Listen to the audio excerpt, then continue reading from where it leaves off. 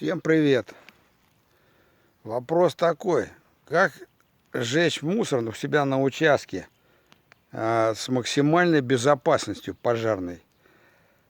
Ну вот я делаю так, смотрите. Куча с ветками, она делается максимально подальше от всех строений и деревьев. Дальше. Выбираем безветренный день. А когда поджигаем кучку, вот если сейчас вы видите, ветер туда немножко идет, да? То поджигать надо не с этой стороны,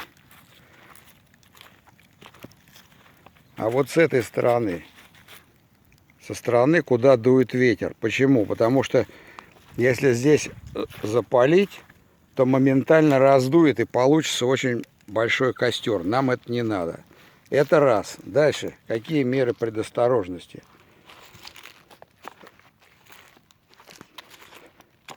Вот шланг. Он подключен к водопроводу стационарному. 4 ведра воды. Грабли. Метла такая. Дальше. Лопата. И вот старый мотоциклетный шлем. Для чего? А для того, что если коснись что-то быстро, тут надо раскидать или что-то сделать с костром, туда не подойдешь. И еще предварительно налита вода вот сюда. Видите, какие запасы воды? Потому что есть опасность. Берем из худшего, что вдруг что-то полетело и вот туда село на траву, на сухую. Значит, надо иметь возможность все это смотреть, контролировать и не допускать этого. А если что, тут же ведрами залить, затушить. Вот теперь костер перешел уже в спокойную такую фазу, контролируемую.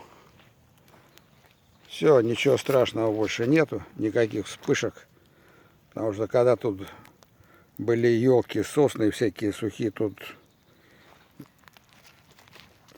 был такой большой столб огня. Вот теперь надо за этим следить и не оставлять его без присмотра. Потому что мы не знаем, как, чего тут ветер будет. Если что, я теперь могу спокойно этот костер затушить. Воды у меня в достатке.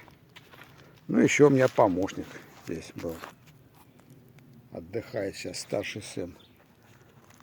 Всем физкульт привет. Будете жечь костры, будьте очень осторожны. Не оставляйте их без присмотра. И всегда имейте средства пожаротушения. Физкульт привет.